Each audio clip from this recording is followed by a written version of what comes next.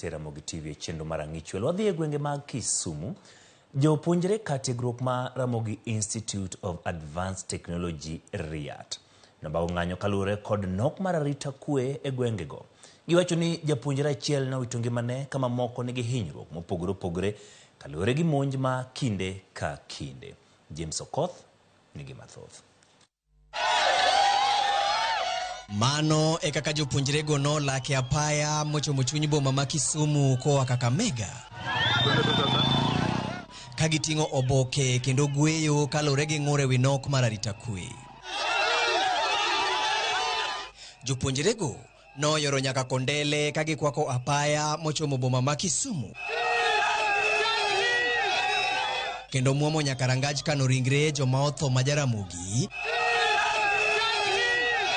Kama ne gigoe onyono kagidwaro ni golnegi achiel kuomgi gine. Kalure gi jopuonjre go, monj makamano notimre otieno ma tich ariyo kendo weyo jopuonjre ariyo gi hinyruok to bang' law kodgi thieth e kar thieth maduong' e kaunti ma Kisumu. Achiel kuomgi manyinge oseyangre kaka Rasta Siwago no wito ngimane otieno ma piny orugo kawuono. Oyudo ka nowuotho kende, jogo nogoe gi apani beti. Koro bang'e no ka wuoyi moro be ne wuotho to yude ka jogo segoe. Wuoyi no ne konye. Wuoyi no be the very same people ochako attack mochako go wiye at the very same time. Gini otimore e kind saa mar saa ariyo e kind gate mokwongo gi mar ariyo mar skul RIAT. Jopuonjre wete ne pare kaka wuoyi manyocha riek kendo muol ka koro gidwaro ni rid weche arita kwe e gwenge mar RIAT kendo mana kata e kar tiegruogno. En ng'ama nodongo kendo mama gi nonyuole to mama gi nowito ngimane.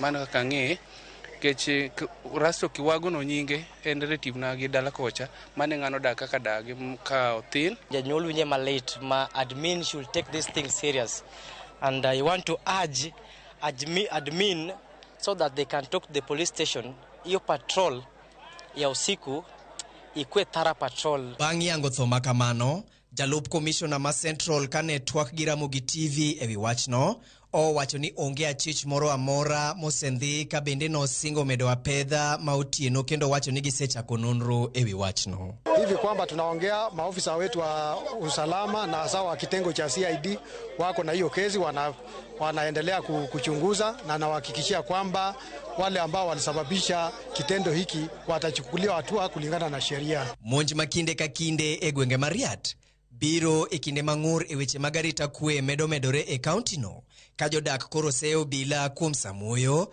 kendo kwayo apedha makinde ka kinde. James Okoth, Ramogi TV.